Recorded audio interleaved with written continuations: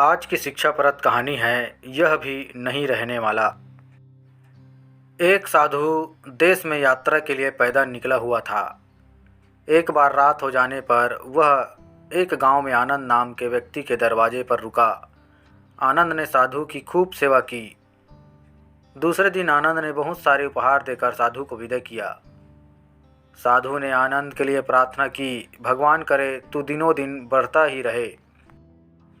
साधु की बात सुनकर आनंद हंस पड़ा और बोला, अरे महात्मा जी, जो है यह भी नहीं रहने वाला।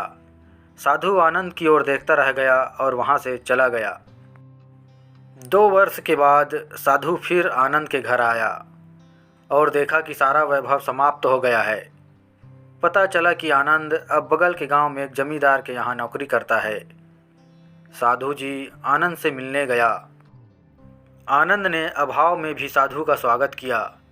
झोपड़ी में फटी चटाई पर बिठाया, खाने के लिए सूखी रोटी दी। दूसरे दिन जाते समय साधु की आंखों में आंसू थे। साधु कहने लगा, हे भगवान, ये तूने क्या किया? आनंद पुनः हंस पड़ा और बोला, महाराज, आप क्यों दुखी हो रहे हैं?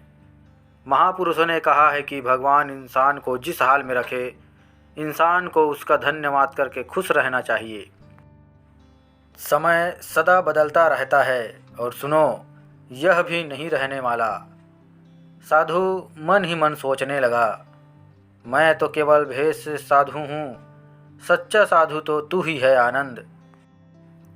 कुछ सालों के बाद साधु फिर से यात्रा पर निकला और आनंद से मिला तो देखकर हैरान रह गया कि आनंद तो अब जमींदारों का जमींदार बन गया है। मालूम हुआ कि जिस जमींदार के यहाँ आनंद नौकरी करता था वह संतान विहीन था। मरते समय अपनी सारी जायदाद आनंद को दे गया। साधु ने आनंद से कहा, अच्छा हुआ, वो जमाना गुजर गया। भगवान करे अब तू ऐसा ही बना रहे।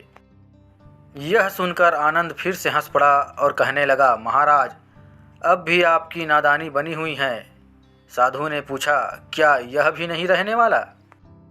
आनंद ने उत्तर दिया, हाँ, या तो यह चला जाएगा या फिर इसको अपना मानने वाला ही चला जाएगा। कुछ भी रहने वाला नहीं है, और अगर शाश्वत कुछ है तो वह है परमात्मा और उस परमात्मा की अंश आत्मा। आनंद की बात को साधु ने गौर से सुना और चला गया। साधु कई साल बाद फिर लौटता है तो देखता है कि आनंद का महल है, किंतु कबूतर उसमें गुटर गूं कर रहे हैं और आनंद का देहांत हो गया है।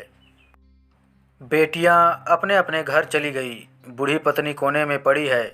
साधु कहता है, अरे इंसान, तू किस बात का अभिमान करता है? क्यों इतराता है? यहाँ कुछ भी टिकने वाला नहीं है। दुख या सुख कुछ भी सदा नहीं रहता।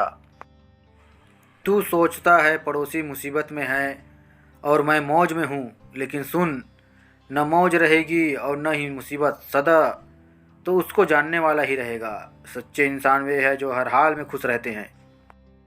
मिल गया माल तो उस माल में खुश रहते हैं, और हो गए बेहाल तो उस हाल में खुश रहते हैं। साधु कहने लगा, धन्य है आनंद तेरा सत्संग और धन्य है तुम्हारे सद्गुरु। मैं तो झूठा साधु हूँ, असली फ़कीरी तो तेरी ज़िंदगी है।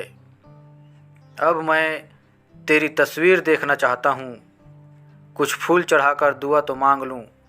साधु दूसरे कमरे में जाता है तो देखता है कि आनंद ने अपनी तस्वीर पर लिखवा रखा है, आखिर में यह भी नहीं रहेगा। दोस्तों, इस कहानी का सारांश यही है कि आप जिस चीज़ का घमंड करते हैं, जिस धन दौलत, रिश्ते नाते, सगे संबंधी और शरीर पर घमंड करते हैं, यह सब कुछ एक दिन नहीं रहने वाला है।